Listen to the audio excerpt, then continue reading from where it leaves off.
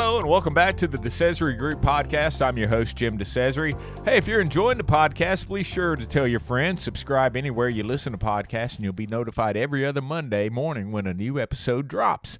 The DeCesare Group Podcast is a companion to our newsletter, Soki Economic Development and Business News, which you can subscribe to on our website, thedecesaregroup.com. I'm excited about this week's conversation, and I think you will be too. Dr. Kell, Professor Emeritus at WKU, author, founder of the Spirit Masters, and a former avid runner who played a major role in starting the 10K Classic back in 1979. I've had the honor of working with Dr. Kell pretty closely over the last few years, as he has been a client of the DeCesare Group, and we've worked with him to promote his books. So I hope you enjoy my conversation with Dr. Kell. Dr. Kell, thanks for being on the DeCesare Group Podcast. How are you? You're most kind. Thank you, sir, for having me on board. Well, I want to start by saying, when I was first kicking this idea around of a podcast, you and I actually talked about it. And I think you were trying to help me come up with a name for it. And if I remember, the name you had was the Scrum. Yes. And I think that was voted down unanimously without any second thought. But why did you want to call it the Scrum? Because in rugby, all of the men, in the case of a man on a male's team, male team, scrunch down, and the referee throws the ball in the middle, and they go scrumming for it. And once they get it, they throw it out to their partner, and they go toward the goal. That's right. So a scrum is people getting around a microphone and throwing a lot of ideas on the table, and then you go grab one that you want the most and throw it out to a help mate somewhere and try to score a goal. All right. Well, let's have a scrum today then. Let's do we have a scrum one time. The Scrum Podcast. I still like it. Yeah. And you need to think more about that. Yeah. But I thank you for your input. But yeah, you were unanimously voted down. I've been that way before. Hey, we all have. It's great having you here because we got a lot of stuff to talk about. You, like me, of course, you've been around a few years longer than I have. You've worn a lot of different hats. Yes. And so let's start with the author in you. You've written several books, and this is really how we got together because of Good Night, Whispers of the Heart, which is a book you've written, and we'll talk about that. And I was talking about how you told the WKU Herald that your talk at the Bob Kirby branch was more fun than anything you tried to do. And you have other books as well. But let's start with Good Night, Whispers of the Heart, because it's a great story. It is a story dedicated to your running mate, your spouse, your partner, the love of your life. You deal with so many things growing up that only two people know about. Mm-hmm. And often in going to school each morning, for it seemed like half a century, and I think that's probably what it was, about 50-some-odd years, 43 listed in the literature, but I always look on 50 as a nice round number. Sure. I would write notes to Marianne and would stick them somewhere. And Marianne's your my wife. Yes. She passed in 2017. And then sometime during the day, sometime at night, sometimes even putting a note on a pillow. And later on, as time goes along, I never saw any of those notes, figuring they eventually wound up in a trash can. Maybe some of them saved. Yeah. They weren't all that great, and maybe not at all. Well, in cleaning out the house at 840 Ironwood Drive and moving to the hub, you began to open drawers you haven't opened. Mm-hmm. And there in one drawer was all the notes. Wow. Filled to the top. If you pull them any further, they'd start to fly out if a good breeze came through. Mm-hmm. And that was the nugget of the idea.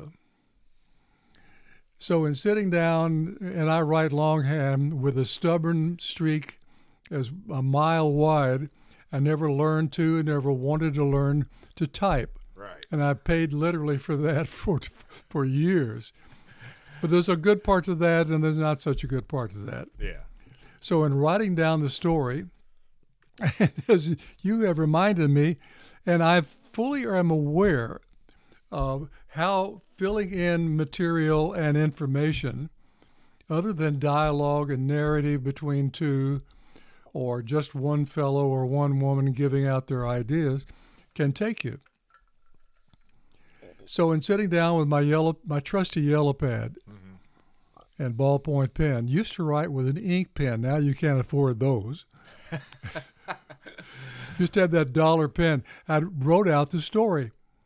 And in the process, I really found an energy that I knew was there. But you find it when the pen hits the paper.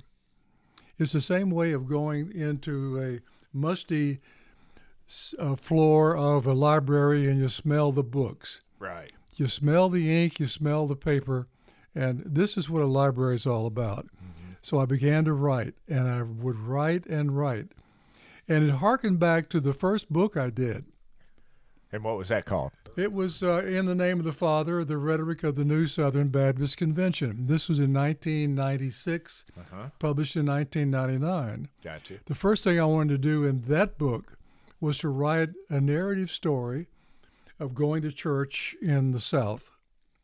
And in that book, I had all manner of detail that I didn't have in Goodnight Whispers of the Heart. In the Name of the Father, the first chapter was going to church in Dixie. And I used an old idea from CBS television. You Were There was the name of the show. I remember. And this was the eye of the camera going through Appomattox, going through this battle in the Civil War, battleship in World War II, on the story goes. And I told the story from the hovering, we'd call it a drone today, but the hovering Greek playwright who would hover over the story and tell you what he saw. So I wrote this story and had such great fun with it. In fact, I enjoyed it probably more than anything else in the book, which was hopefully high-end scholarship. Yeah. Goodnight Whispers of the Heart was all out of the head. Right. And I created these two characters, Jack and Joan. And as any writer, much, much more talented than me, and I wouldn't even call that talent in my case, stubbornness close to it, you hear the people talk to you. Yeah. They talk to you in their voice, and you write down what they tell you to say. And as you keep on writing, you eventually get to a point where you say, I just can't do this anymore because this is all imagination. And in one point in Goodnight Whispers of the Heart, in the same way and In the Name of the Father, the voice in my head said, shut up and write. Yeah. Just quit overthinking this and write. So in writing out the story in both the 1996 book, and this was 2021, 22, yeah. This fun aspect of writing fiction has not left me. So I've enjoyed telling those kinds of stories and hearing those voices and letting them tell their story. So you've heard it here first. Carl has voices in his head. Yes. And he writes them out. Yes, he does. How many books have you written? I've done 10. 10 books. Now, some of them are more academic. Yeah. 2 of them were done at one time, 1978, 79. A fellow on the faculty, Paul Kortz, who and we're talking with the taught faculty with us at WKU. Back in the 70s, 72, 74, 75. He went on to great things, presidents of other schools, but he was on the faculty at Western with me in communication. And there was a pulse in the department to publish books. So among all the faculty at one time, we all counted up and we had 17 books going to the press, all the way from speech therapy to theater, because theater and speech were then in the same house. Yeah. And I knew I wanted to do a book on group discussion, and I wrote what I think was one of the first books on organizational communication. Okay. And this is connecting us to running. I'm running around Mount Air, 2-mile clip all the way to Cemetery Road. Right. And I said, I'm going to think of the title for this book. And I get a title, then I'll chase a book or an article after it, because the title is the encapsulation of everything I want to see, hear, write, read in the book. So in the business communication book, the line came to me just like that. Let's talk business. We talked about, I like the car. I love the way it drives, but we got to talk pocketbook. Yeah. So you look at the salesperson, you say, or he looks at you, or she looks at you and says, let's talk business. Yeah. Or it's like a story, sidebar story, Your Honor, where we were in a discussion in the faculty having a hard time coming up with anything that worked. And one of the faculty in Potter College was our chairman, Dick Troutman from history. And we weren't going anywhere. And finally, Dick leaned across the desk and he said, okay, fellas, let's sell some cars. And the premise was, let's talk business. Yeah. And that was the title of this text, Let's Talk Business. And then I wanted to do a group discussion book, which was way, way ahead of team building, way ahead of that. And Lloyd Chilton, the publisher of Macmillan Press, came through the faculty one day visiting with people. He came in and sat down. We talked. He said, well, what are you doing? And I'm telling him about these two. He said, I got 2 contracts in my case. Sign them. Okay. So I'm doing one book in one hand with Paul, and another book in the other hand with Paul. But we got those 2 done in 2 years. How about that? And those are the first 2. And then along came not a book, but a research idea when Coke changed to New Coke in 1985. I remember. I woke up that morning in March of 1985. The bedside radio goes off, and the reporter says Coca-Cola has just announced the New Coke changing the formula the first time in their history. I shot up in the bed like in the movie. Mm-hmm. And I said, that's one of the research ideas I've been waiting for all my life, because I know it's not going to work. Yeah. And it's going to change all kinds of stuff. How are they going to communicate the messages to route carriers of product? How will they convince the public? How will they convince themselves? What language will they use? What videos, whatever will they use? And on it goes. Well, there's a long story to that subject. But I worked through that from 85, 86, 87. But I was thinking about Southern Baptist all the time. But you couldn't do both. Yeah. Plus teaching 4 classes a semester. Mm-hmm. So I ran through the Coca-Cola until the fizz left the bottle, and that's a joke.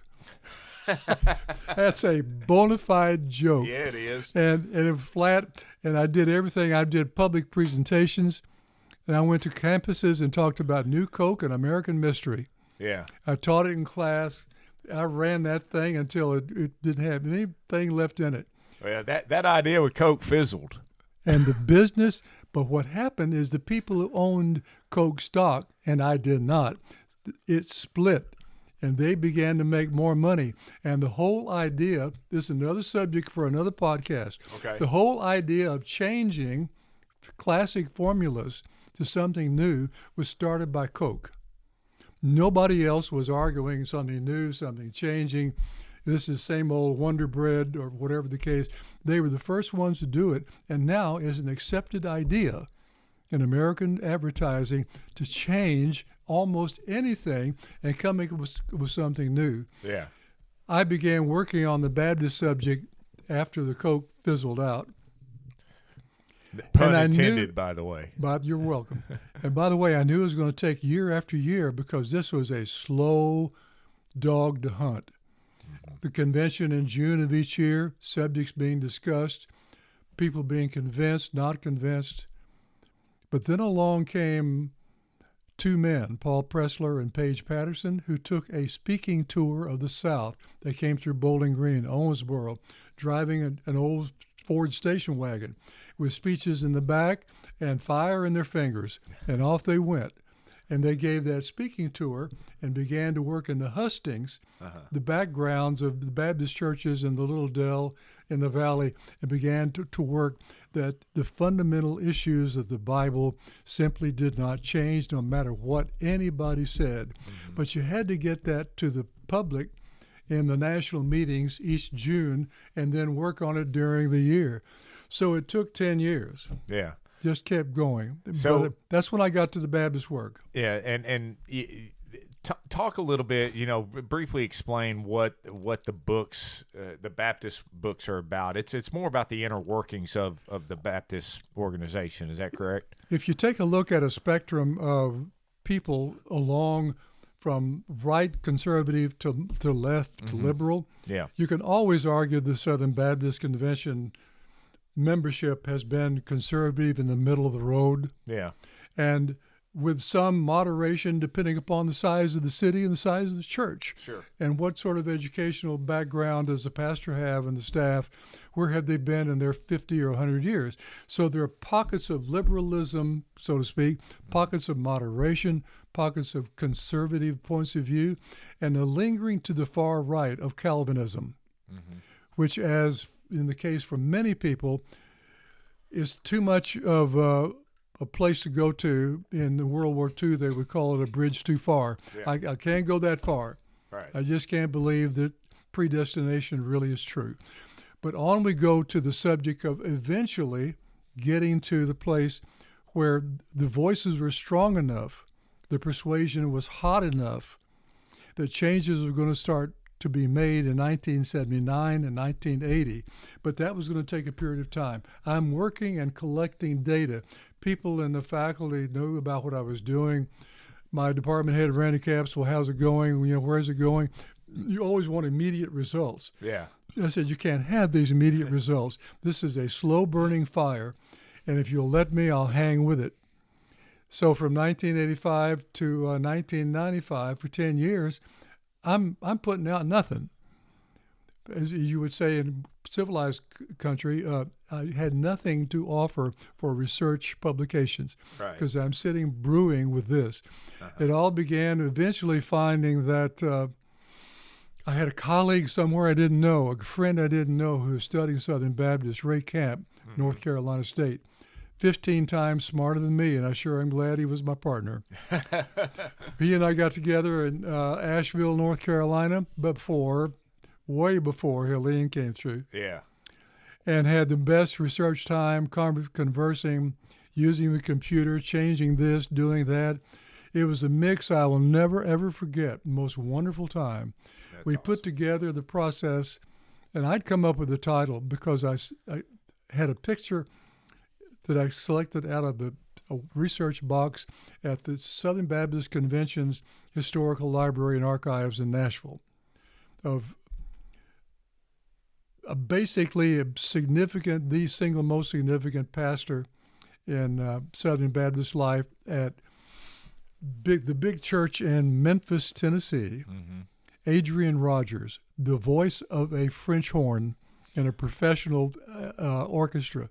Beautiful voice, wonderful pastor for his church, but a hot as fire evangelist for changing and getting the moderates scooted out and the conservatives in the middle brought in. So in the name of the Father, the rhetoric of the New Southern Baptist Convention went through 9 publishers trying to get somebody interested, nobody interested. Finally, I called a friend of mine who I knew in Port Loma, California, at one of the Christian churches, Mike Casey. I said, Mike, I am really in trouble. I got to find a publisher. Well, what are you doing? I said, so-and-so. He said, well, call him up. So I did. And Southern Illinois University Press and I met in 1996 in San Francisco at the National Communication Association Convention. I'm selling T-shirts and sweatshirts to pay my way.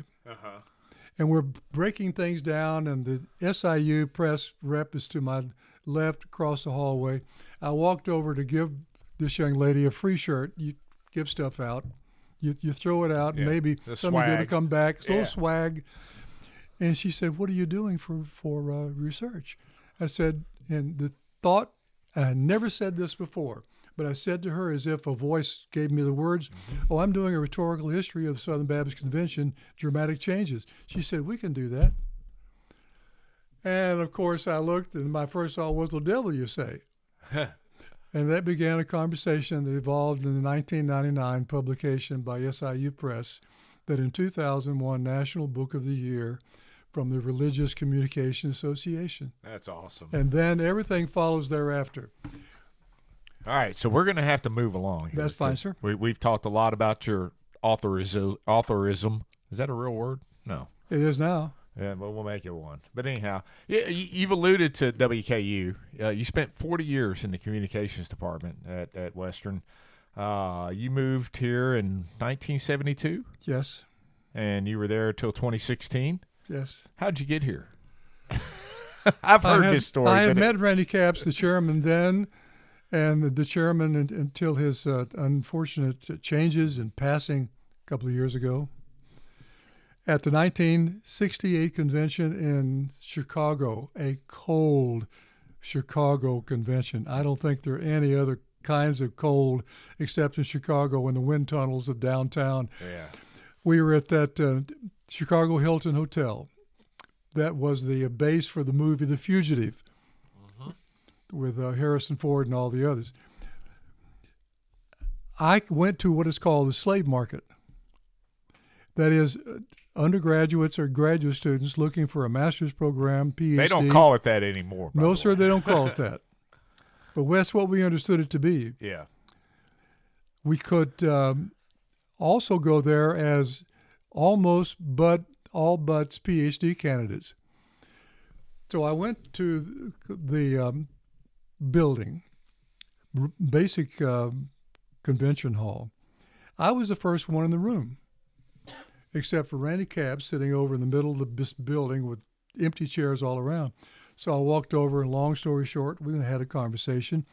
He was tasked with building a department of speech on his own and going to Chicago and the National Convention of Speech Professionals. His task was to hire people. So after the conversation, he offered me the opportunity.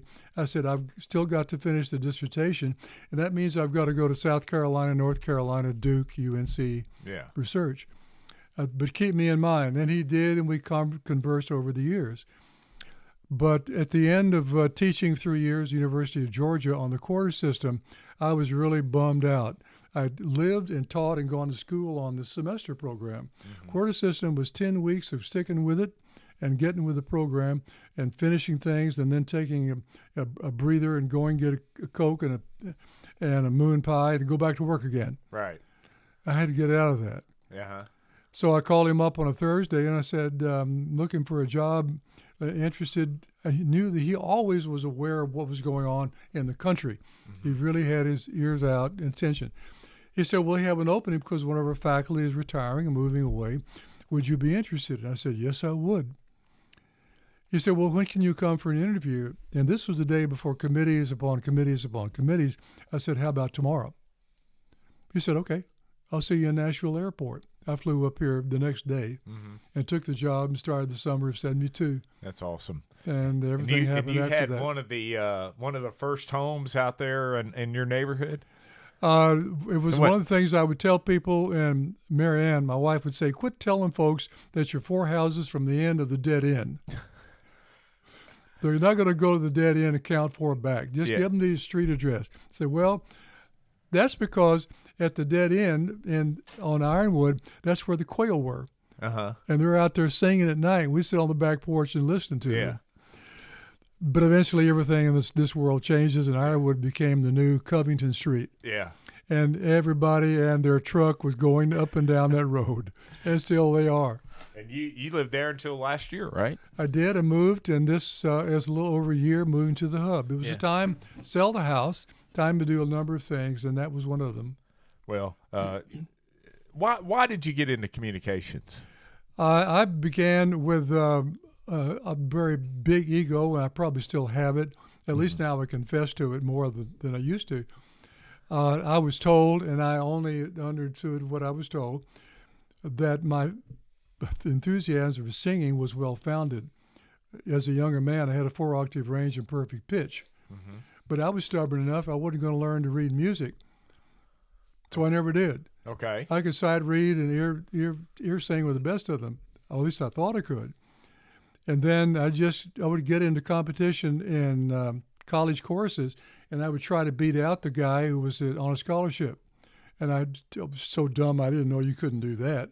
But I did get seat number 1. We'd have singing competition. But I knew I couldn't do that because I just simply couldn't make a career out of what I enjoyed doing the most. But the next thing is public speech, which is music without notes. Yeah. And that the That's idea a good way to put it. in the art of doing the business of teaching others about public speaking and public speech and sitting around a table and discussing things and researching how people do what they do in business environments. As one of the people writing for the 5th book, Apologia, how do you defend yourself rather than apologizing for what you've done or what's coming? How do you make amends by sounding good when you finish talking? I mean, that whole issue of exploding premises about the understanding of communication in the real world was what I liked the most. So that got me started.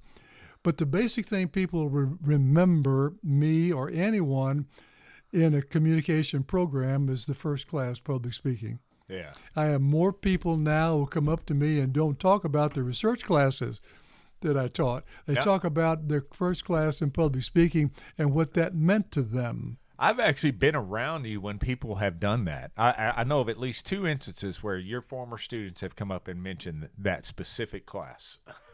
Well, this is the best class they ever had. Now, that's the beginning of the second class they're going to take to get a better grade. Yeah. They're always kind of banking the fire a little bit. But that's in a way how I got started. And then as you go through life and doing what you've done for a living for so many years in different ways, you learn to matriculate. Mm-hmm. You learn to articulate through things and learn more and more about what you didn't know to begin with. Yeah, you can always learn. I mean, absolutely, there's nothing wrong with that. So you're at WKU, and then someone said, "Hey, we need a group of ambassadors for the university." I don't know if someone said that. I'm just making that up. But I had a conference at the University of Alabama, a humanities conference, and it was one that made an impact on me. Mm-hmm. So I wanted to go to this convention. So in driving up to the University of Alabama Student Center and Hotel, standing on the curb were 3 or 4 young men in 3-piece gray flannel suits. This was 1978. Mm-hmm. Big lapels. Yeah, and pink or red ties, young women in gray slacks and university colors. And university colors. Yeah. And I said, who are those people? So we got to talk to them, and they helped us with unpacking and parking the car. And my first thought was, I got to get me some of those. What do you all do? Whom do you report to? Mm-hmm. They were part of the president's entourage for special faculty, parent, donor kind of relationships. Yeah. So that began the thought. And I couldn't wait to get back home. Told Marianne all about it. And she said, what are you going to talk to? And I said, well, I'll talk to Dr. Minton, who was interim president at the time. Mm-hmm. I knew he came to work early, so I was at his office at 8 a.m. or earlier on that next Monday morning. And I said, Dr. John, I have to talk with you, so-and-so. So he endorsed it completely with the idea of having a student group. There weren't any. And he gave me the famous unfunded mandate argument, knowing that we'll get that done, but we'll find some way to pay for it. And that began the idea. And what was that idea called? I didn't give it a name. Okay. When we got the collection of all the students who were interested, and we sort of vetted all of them. Mm-hmm.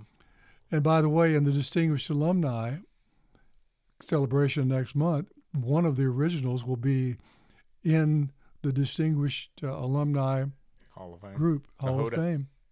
How about that? And we're talking about the Spirit Masters. I gave them a time to visit with each other and talk about naming the group. Mm-hmm. I left the room. They came out and said, what would y'all decide? I said, we're going to call Spirit Masters. And I said, what? And my first thought was, I don't think so. And then they convinced me that that's what they wanted to do. And I said, all right, on one condition, we ain't wearing red jackets. Because on those days in the football stadium on the old side, bless them all, they all wore red blazers and gray slacks. They took up tickets. Yeah. And I said, we are not a ticket taker group. I love them. They take my tickets when I go to the football games, but that's not our purpose. We're going to go blue blazers. I'm wearing one, what I think is at least an original. I had it around long enough. And slacks. And I don't know how we're going to pay for it. We'll figure out something. Yeah, that unfunded mandate again. And sort of unfunded mandate.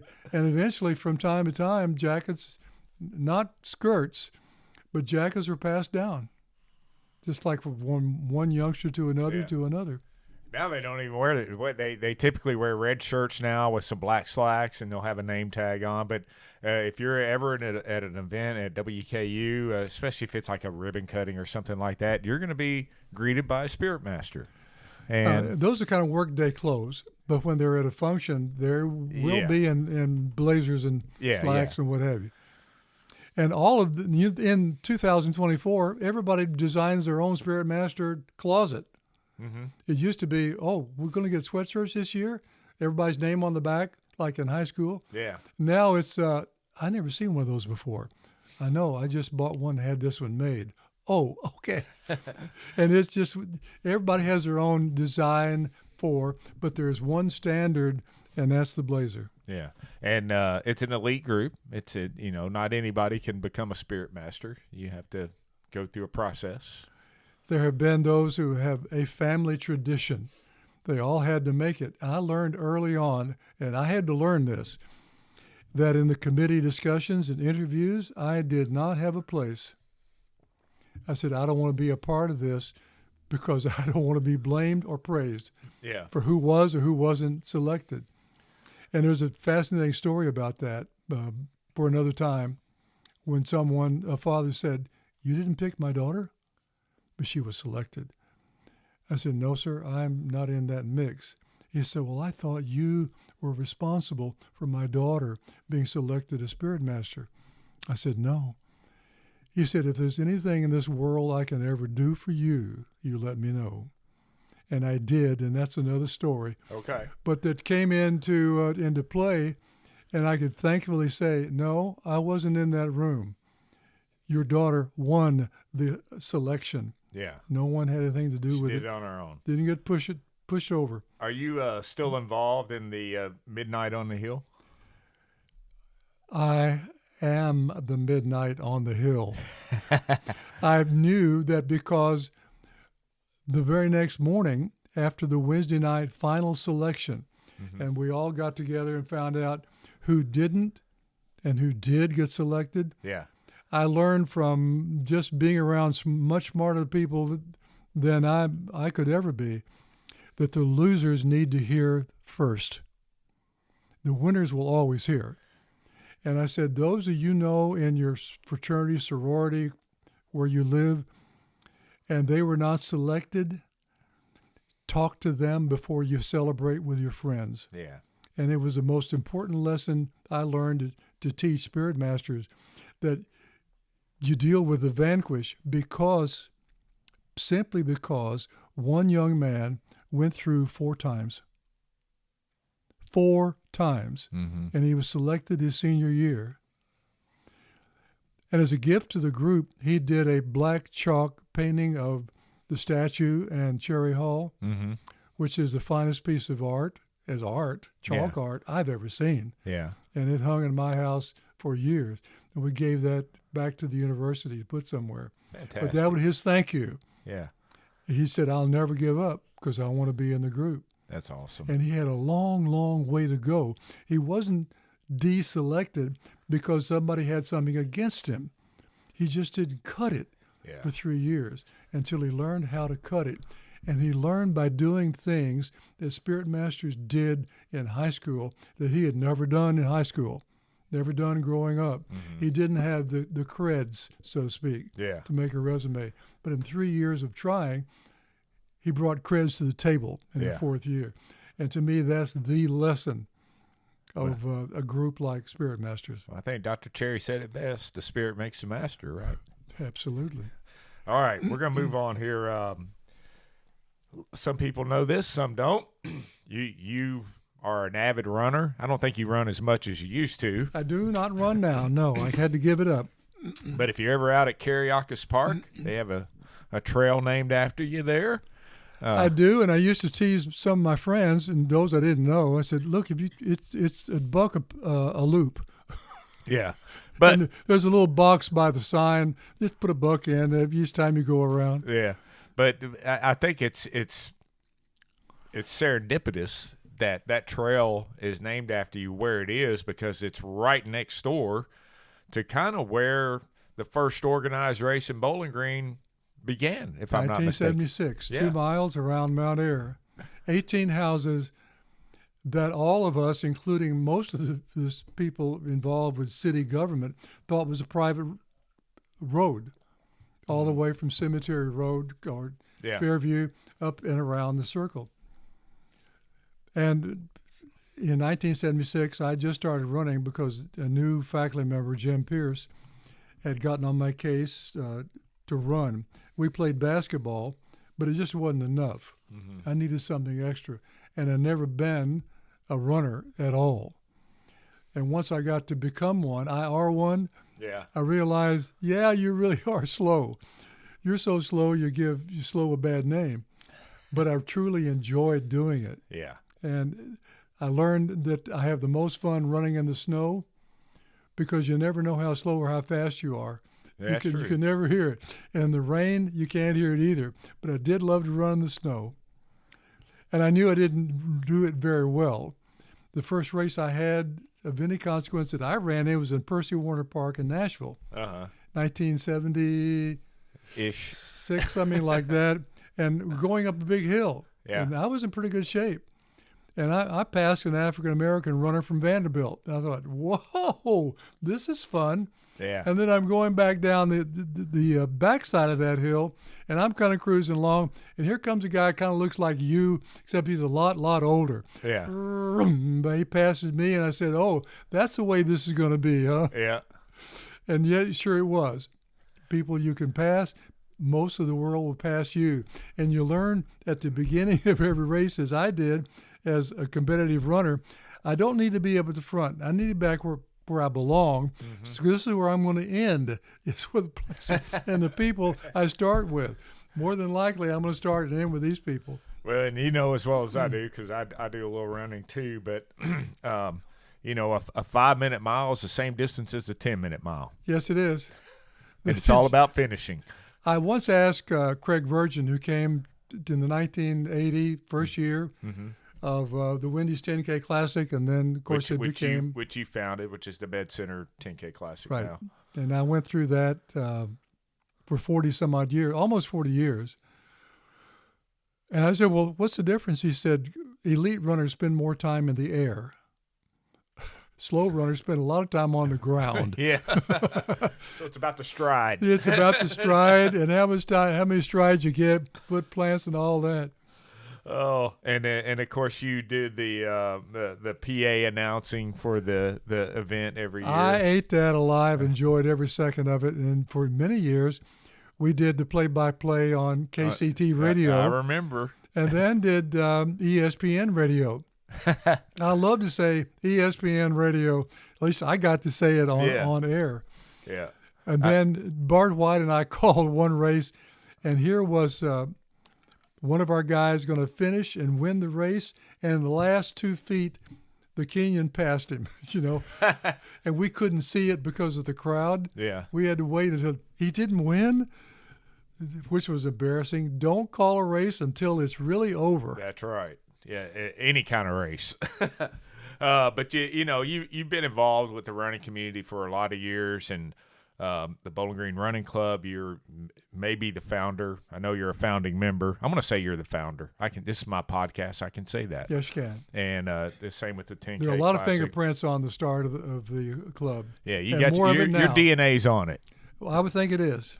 And I know you and I attended the banquet last year and had a lot of fun. And you were a speaker and did a fantastic job. So we've talked about your career as an author. We've talked about your career as a professor of communications. Now you're a professor emeritus. Yes. We've talked about Spirit Masters. We've talked about running. Did I leave anything out? I know you do a little acting too. We hadn't talked about that. You do some modeling. I've done all the above. You're the grandpa model. When they get to someone who is a grandfather or a veteran, I've got a shot. There you go. But you got to go with everything. You go in and you audition. Okay. Nobody doesn't audition unless you own the studio. Yeah. And I don't own the studio, so you go to audition. The two things I haven't done. I haven't been in a character role in a TV series. Mm-hmm. I've let my agent know that's what I want to do. That's a goal. And that's a goal. And that I haven't done a bit in a movie. I've been in a video film for companies and played a role in that. Mm-hmm. I've done a couple of Billy Graham short audio video things. I've been on billboards. I've been on credit cards. I've had a lot of fun doing it. And what I learned was, you don't have to be, and I certainly wouldn't even come close to being a Brad Pitt or somebody who's looked upon as somewhat good looking. You just got to show up and hit your marks. Yeah.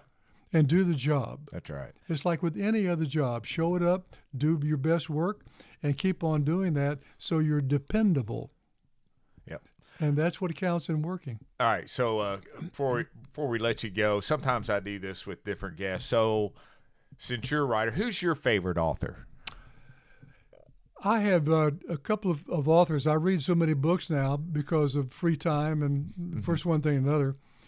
I like the descriptive narrative style, filler style of John Gresham. Okay. Very good author. He's He's been around a while. I was on a program in the Southern Governors Conference back in the 80s when Ernie Fletcher was governor. And we were in Richmond at this meeting. In the 80s? That's in the Fletcher 80s. was the governor in 2004. Okay. So he's the governor, and I'm giving a presentation with Southern Growth Policies Board Commission on the Future of the South. And I know to go to a conference luncheon with someone speaking, in this case, John Gresham, you need to get there early because people aren't looking for him. They're looking for a table and someone to sit with. So I get in there early. And he's standing up by the rostrum, and nobody sees him. And I said, yeah, I thought that was going to be the case. So I walk up to him, talk with him for a few moments. He said, "You're right." And I said, "Yeah, I'm working on a novel, the one that you've read. On Sacred Ground. Yeah. I'm just cooking on it." And I said, I hear the voices in my head, and they're distinct voices. He said, "How'd you know that?" I said, "I do not know, but when I hear of character, I hear his or her voice." He said, "Then you're a writer." He said, "Because that's what I hear." So I hear about that time I was caught. Everybody had turned around, and here came the governors, and they saw him, and I was out of the picture. I was off to the side. They all had to cluster around John Gresham. But you got a good story. He told the story. If you hear voices, you're a writer. There you go. Dr. Carl Kell, thanks for being on the DeCesare Group Jim. Podcast. It was my pleasure. Absolutely my pleasure. Thanks again to Dr. Carl Kell for joining us this week on the DeCesare Group Podcast. Hey, if you like what you hear, please share it with a friend, and don't forget to subscribe wherever you listen to podcasts. Leave us a review and share your feedback with us. You can also follow the DeCesare Group across all of our social media platforms: Facebook, Instagram, LinkedIn, and X. The DeCesare Group Podcast is produced by the DeCesare Group, a public relations and consulting firm based in Bowling Green, Kentucky. Our engineer and someone who sometimes reads a book, Justin DeCesare, with content contributions from Brooke Mattingly and Amy DeCesare. I'm Jim DeCesare, and join us again next time for the DeCesare Group Podcast.